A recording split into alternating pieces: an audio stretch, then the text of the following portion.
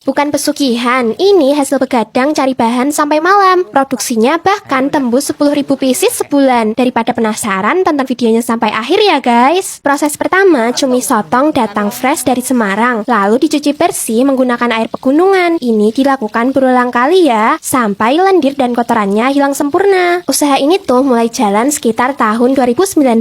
Awalnya cuma coba-coba ngolah sisa bahan, karena sayang aja gitu kalau bahan sisa dibuang. Akhirnya coba diolah, dibagi ke tetangga, ternyata banyak yang suka dong. Dari situ owner yakin buat lanjutin usaha ini aja. Cumi yang sudah dicuci ditiriskan terlebih dahulu, lalu diberikan baluran tepung terigu. Tepung dicampurkan sambil diaur-aur kayak gini, agar setiap bagian cumi terlapisi rata dan tidak saling menggumpal. Awalnya pemasaran benar-benar sederhana, hanya dititipkan ke warung-warung kecil dan dibantu sales lokal. Tapi sekarang produk sudah masuk pusat oleh-oleh, reseller, bahkan kiriman keluar kota. Berikutnya minyak dipanaskan menggunakan kayu bakar, sekitar 10 liter per wajan. Setelah benar-benar panas, cumi dimasukkan sekitar 2 kilo sekali goreng. Proses ini berlangsung kurang lebih 15 menit sampai cumi berubah warna dan mulai mengeras. Dulu paling-paling cuma laku 50 sampai 100 pieces per hari. Itu pun sering ditolak toko besar. Alhamdulillah sekarang penjualan bisa tembus 10.000 pieces per bulan. Rekor produksinya bisa sampai 2 kintal cumi per hari. Kalau sudah digoreng untuk yang pertama kalinya, ditiriskan lalu dibiarkan dingin semalaman. Keesokan harinya dibuat bumbu khusus, isinya bawang putih, garam, penyedap rasa, jahe, kunyit, ketumbar, dan tepung beras. Semua bahan ditumbuk sampai halus, lalu dicampur menjadi bumbu siap pakai. Terus tinggal campurkan dengan cuminya. Dulu owner sempat diremehin, bahkan dituduh pakai penglaris, padahal mereka dulu masih keliling malam-malam buat cari bahan. Tapi justru dari omongan itu dijadikan pengingat untuk tetap tenang, tetap telaten, dan biarkan hasil yang berbicara. Setelah itu cumi masuk ke minyak panas untuk penggorengan kedua sekitar 15 menit. Tahap ini membuat bumbu menempel sekaligus mengunci rasa. Selanjutnya penggorengan ketiga dengan api stabil, tidak terlalu panas. Proses ini paling lama sekitar 30 menit agar cumi kering sampai bagian dalam dan menghasilkan tekstur super crispy. Jadi penggorengannya 3 kali ya. Dari usaha ini beliau bisa membeli rumah, tanah, kendaraan, dan bisa menyekolahkan anak-anaknya. Kuncinya jujur, telaten, semangat, jangan tinggalin sholat 5 waktu, dan tetap bersedekah. Wih, Masya Allah banget kan guys. Kalau sudah matang, angkat lalu tiriskan. Terakhir tinggal di packing deh. Rasa gurihnya pas, renyahnya sampai dalam, dan gak amis sama sekali. Cocok buat cemilan keluarga, temen nonton, sampai oleh-oleh.